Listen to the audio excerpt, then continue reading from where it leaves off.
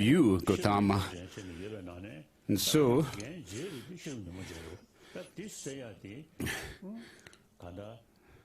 what this is teaching is that we need to overcome that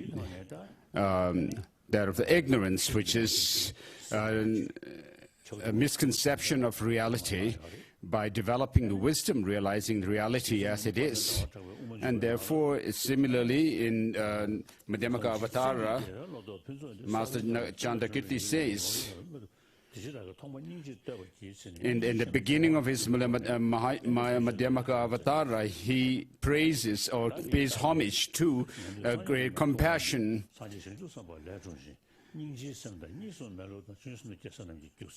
And he says that the compassion, realizing emptiness, and the non-dual wisdom, and that of the bodhicitta in its simulated experience are the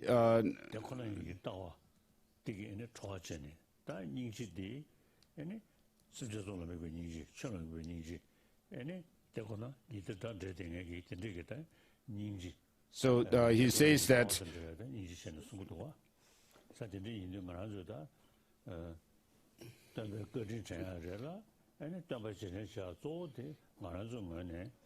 so the Shravakas and the Paticca Buddha practitioners are born from the Buddhas, the Munis or the sages, and so forth. And so if we could practice compassion, then that would make us the best follower of the Buddha, and to repay his kindness as well, if we could practice great compassion. So the most important thing is to reflect on bodhicitta, combined with the wisdom of realizing emptiness. So in your different places, you may be doing different practices and rituals today in connection with this auspicious day.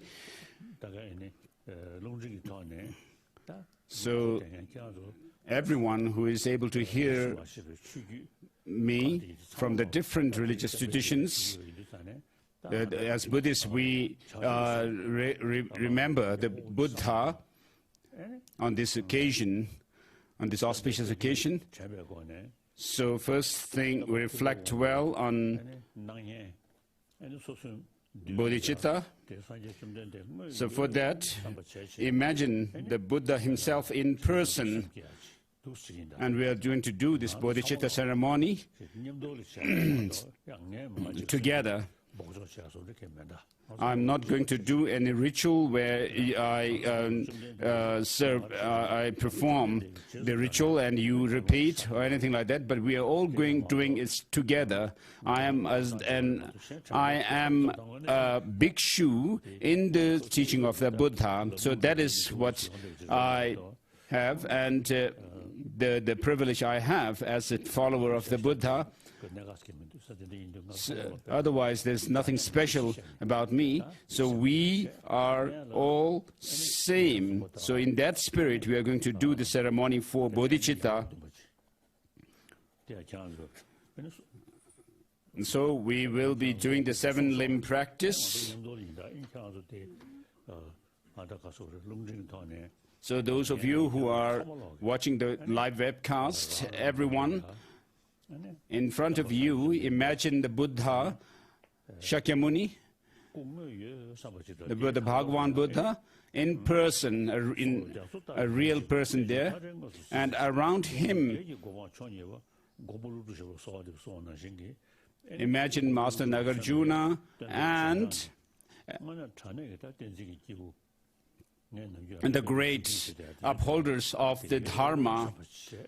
And so, in other words, the 17 Nalanda masters, so including them, of course, these masters, the 17 Nalanda masters, their writings are with us, that we can study them. And through the study, we can also do reflection on their meaning. and then we can develop experience of their teachings. And so the main offering that we can present to masters like Nagarjuna and so forth are to study their texts and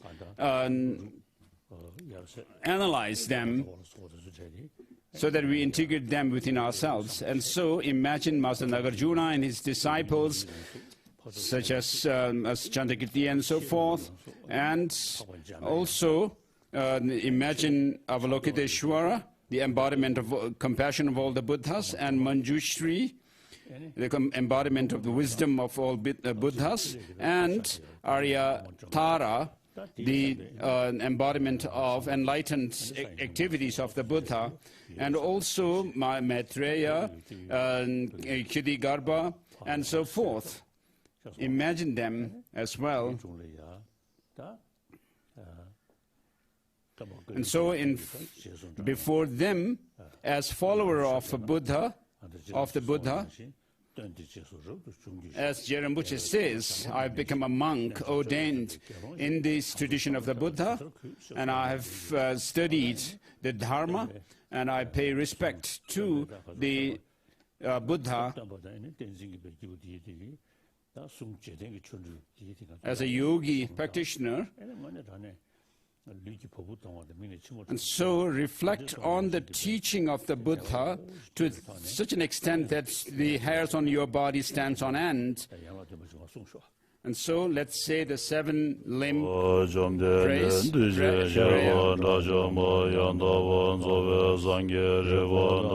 So first we are going to say the praise to the Buddha,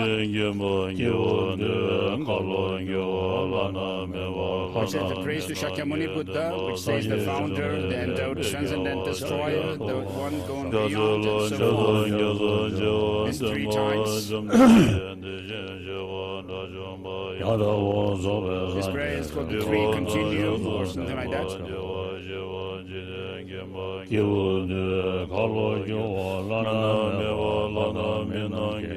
3 continuous practice.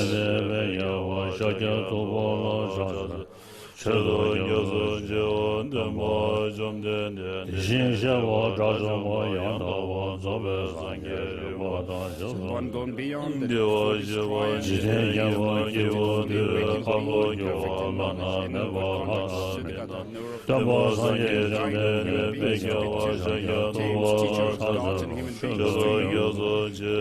completely and fully awakened one, and the Shakya clan, and then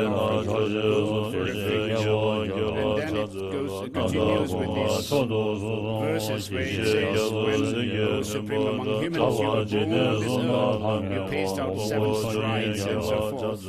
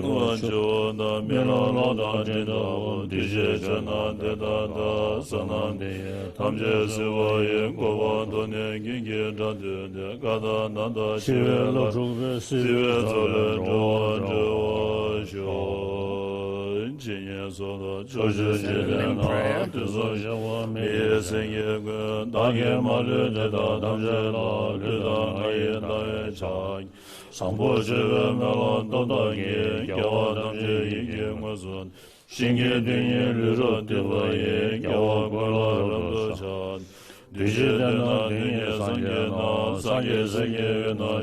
line among the others, freedom of will, 3 times, lots of 10 directions. My body, speech, and mind, sincere mind, with the energy of aspiration, with one such a way, with a sense of deep respect, with as many bodies as atoms of the world. You, Buddhas, visualize as real, I bow down on every atom of Buddha's numberless, with numberless as atoms, each amidst the host of Bodhisattvas, I'm confident that this fear of all phenomena is entirely filled with Buddhas in this way, with infinite oceans of praise for you. So we have the homage to the body, with mind and speech.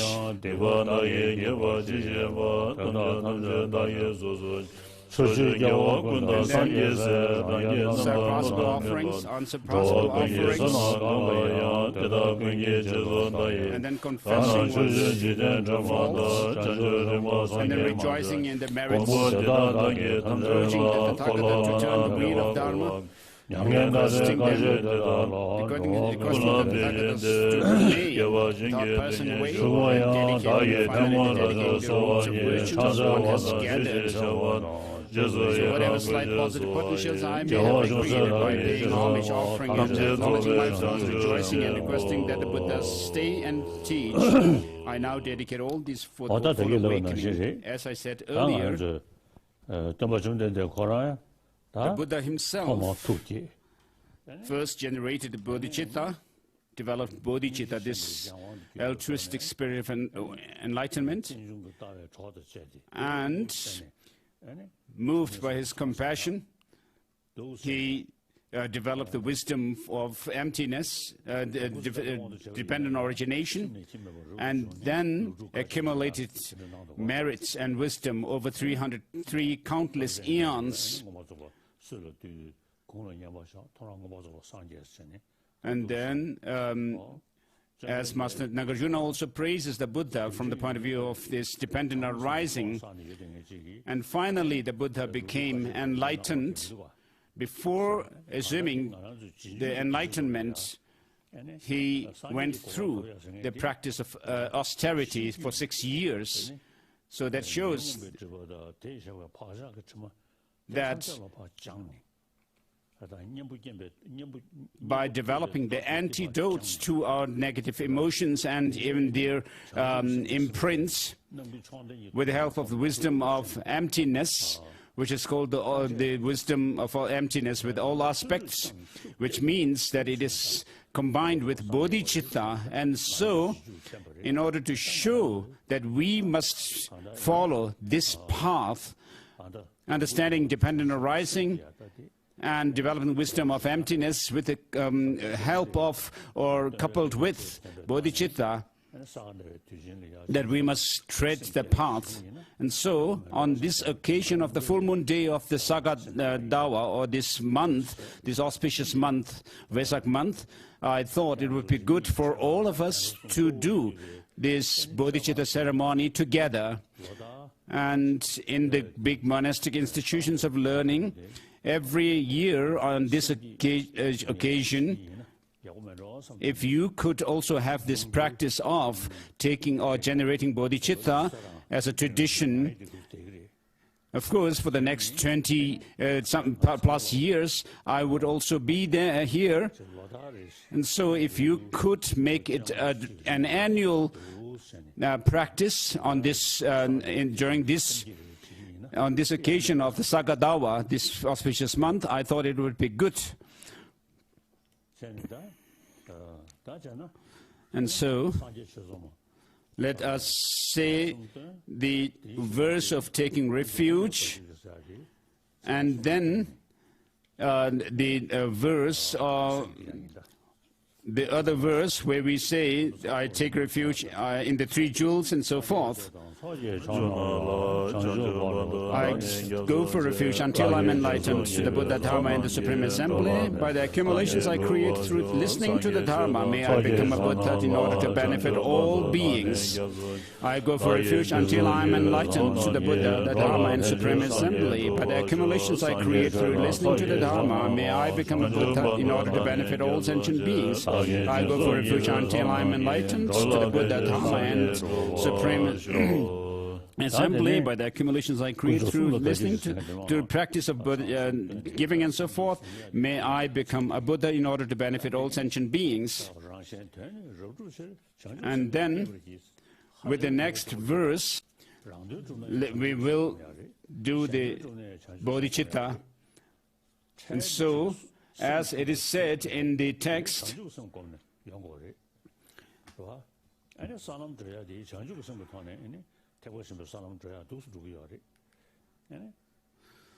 so for one's own benefit, in order to fulfill one's own goal as well as the goal of others, we need bodhicitta.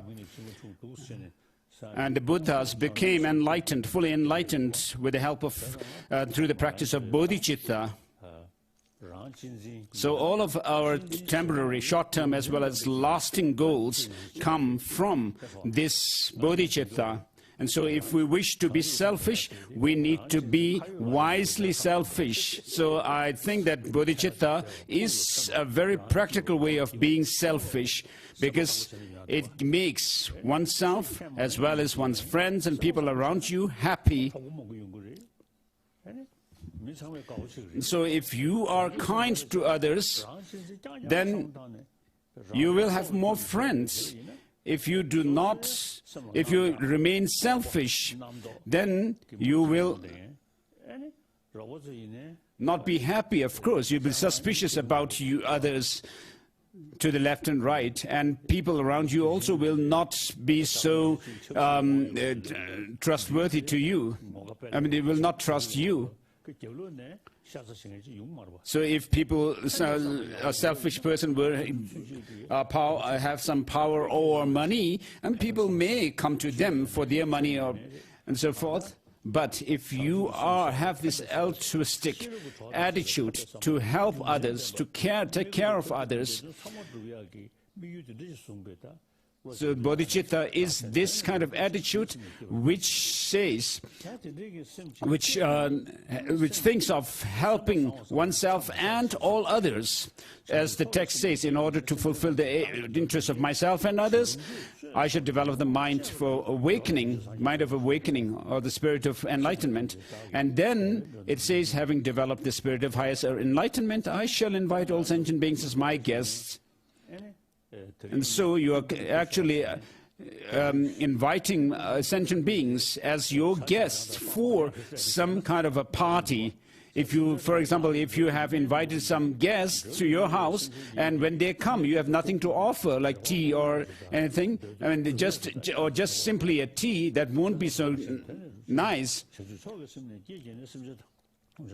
So having developed the spirit of highest enlightenment, I shall invite all sentient beings as my guests.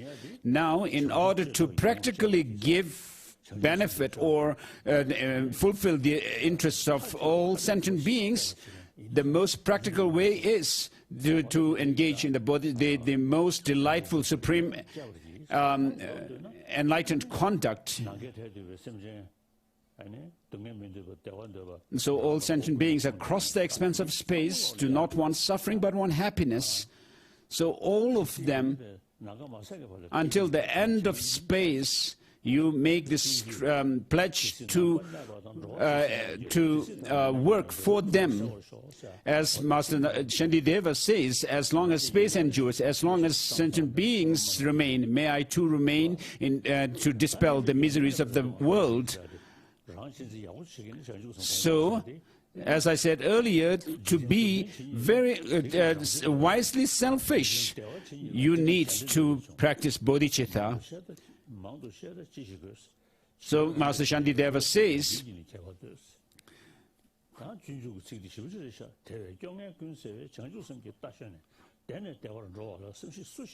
All good things in the world come from wishing others to be happy. All suffering comes from wishing oneself to be happy. And he goes on to say that what needs is there to say more. Look at the difference between the Buddhas and the childish who are still remained in samsara. So we have met with the teaching of the Buddha, and also particularly this instruction on the practice of cultivation of bodhicitta. And so we have an opportunity to serve others practically, and therefore there's nothing greater than to serve others but through the practice of bodhicitta. So I seek refuge in the three jewels. Let us say this together. I confess each and every wrongdoing. I rejoice in the virtues of all beings. I take to my heart the state of Buddhahood. I go for refuge until I'm enlightened to the Buddha Dharma in the Supreme Assembly. In order to fulfill the aims of myself and others, I shall develop the mind for awakening. Mind of awakening. Having developed the spirit of highest enlightenment, I shall invite all sentient beings as my guests. I shall enact the delightful, the supreme, enlightened conduct. May I become a Buddha to benefit all sentient beings. Second time, please repeat. Say this. I seek refuge in the three jewels. I confess each and every wrongdoing. I rejoice in the virtues of all beings. I take to heart Buddha's enlightenment. I go for refuge until I'm enlightened to the Buddha Dharma and the Supreme Assembly. In order to fulfill the aims of myself and others, I shall develop the mind for awakening. Having developed the spirit of highest enlightenment, I shall invite all sentient beings as my guests. I shall enact the delightful, supreme, enlightened conduct. May I become a Buddha to benefit all sentient beings. I seek refuge in the three jewels. I confess each and every wrongdoing. I rejoice in the virtues of all beings. I take to heart Buddha's enlightenment. I seek refuge until I'm enlightened to the Buddha Dharma and the Supreme Assembly. In order to fulfill the aims of myself and others, I shall develop the mind of awakening. Having developed the spirit of highest awakening, I shall invite all sentient beings as my guests. I shall enact the delightful, supreme, enlightening conduct. May I become a Buddha to benefit all sentient beings. So with this, as Bodhisattva Charyavatara says, so this is like the medicine to heal the sickness of all sentient beings. It is like the tree that gives this cool shade when some is tormented by the heat of the day. And so if you are able to determine to have this spirit of working for others' benefit, even if you may be in samsara, physically you are a samsaric being, but in your mind, it will be a worthy practice to think of others.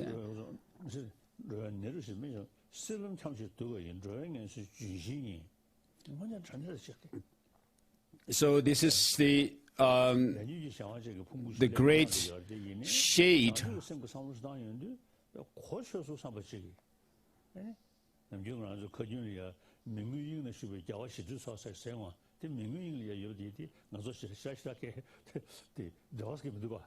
So for all the guests traveling the paths of life who wish to experience the true happiness, the Spirit will satisfy them with joy and exalt them in the highest bliss.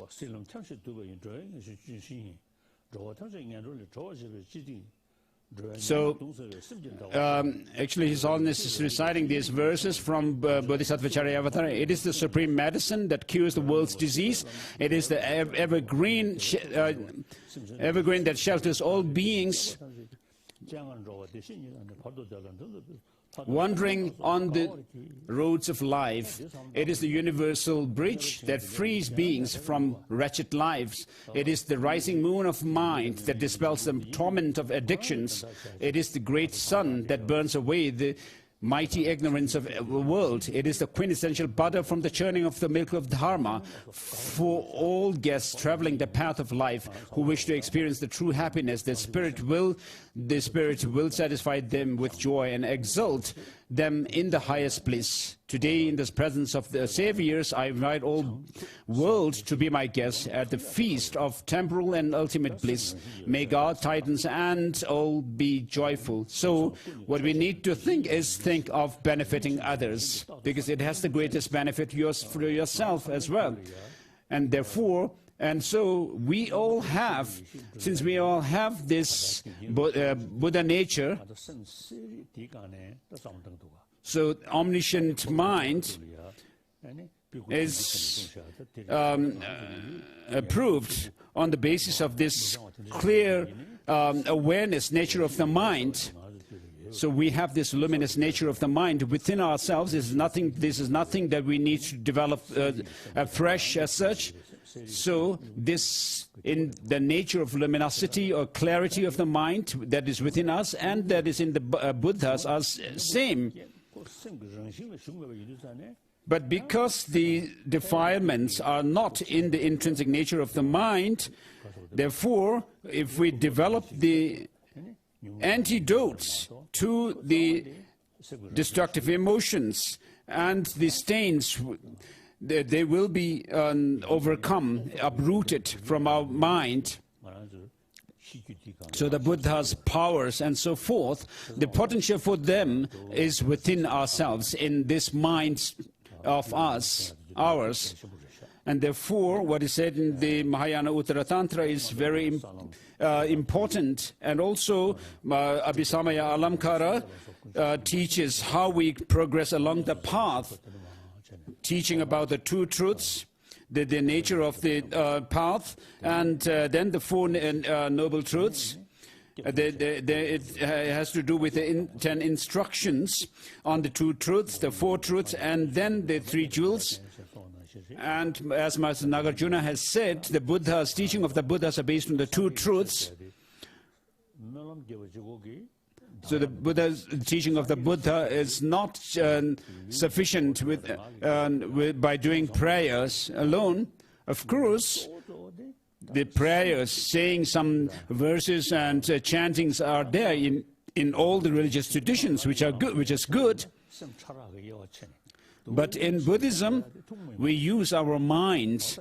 And when you go into Tantra, there is this division of mind in the degrees of subtlety, the gross and the subtle and subtlemost and so forth. All the traditions of Buddhism that has spread in Tibet, Sajanying Makadyu Geluk and so forth,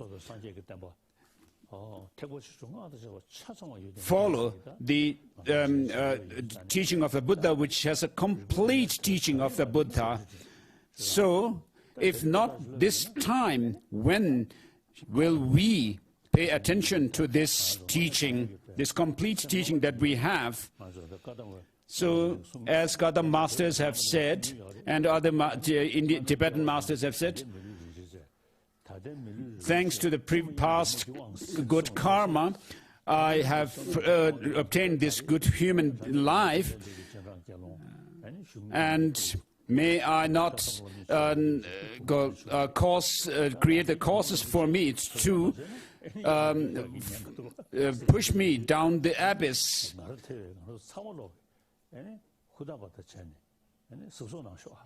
So all of us should be careful and pay attention to the teaching of the Buddha. As Rinpoche also says, may I gain certainty in the teaching of the Buddha. May I be filled with this certitude in the teaching of the Buddha by understanding his teaching. And so on this auspicious occasion of Sagadawa, I have done this the ceremony for bodhicitta and so forth in order to encourage you, to spur you on the practice of the Dharma. And so, every year, if you could do this practice every year by meditating on emptiness, and then also then generate bodhicitta within yourself. So may the sublime jewel of bodhicitta So this prayer, which says, may the sublime jewel bodhicitta grow in those who have not yet grown it, and may it never diminish but increase evermore in those who in whom it has taken root. And now this is the prayer for the flourishing of the Dharma.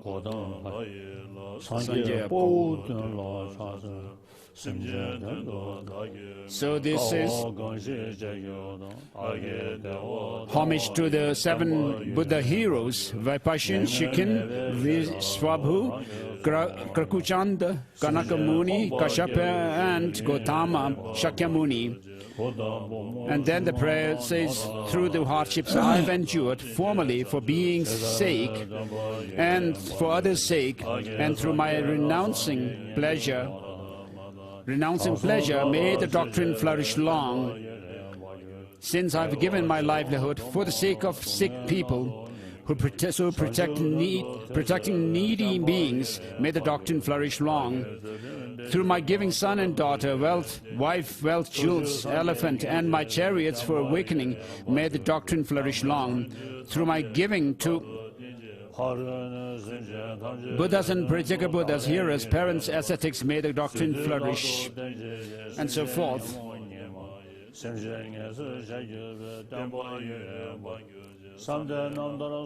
And through my tasting diverse sufferings for many million eons and seeking learning for awakening, and so forth.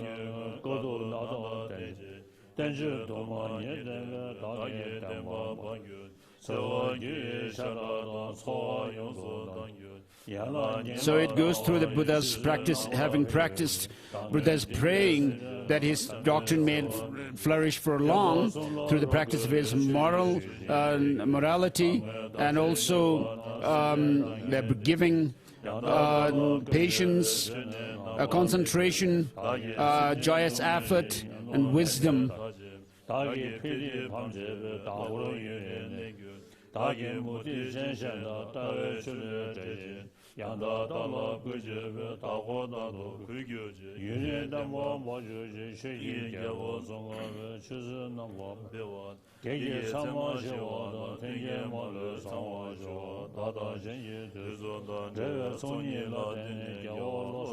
at the end, it says that the Dharma King Tsongkhapa's Dharma method may prosper, let all adverse signs be stilled and good conditions be complete. Thanks to my and others joined to collections of the 3 times, may the doctrine of the conqueror Losang Dakpa flourished for long. And next is the prayer, which is the final Lamrim prayer, which says, from my 2 collections, vast space that I have amassed, from working with effort at this practice for the great length of time, may I become the chief leading Buddha for all those whose minds, wisdom, eye is blinded by ignorance, and so forth.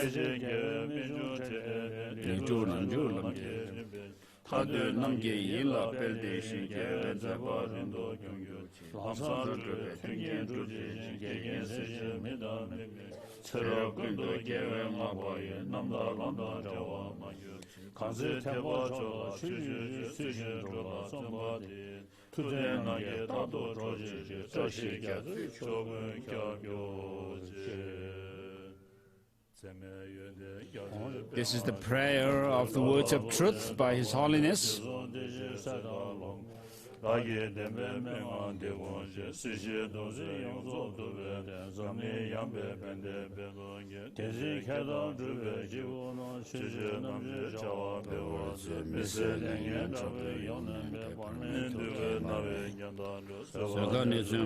Buddhas, Bodhisattvas, and disciples of the past, present, and future, having remarkable qualities, and so forth.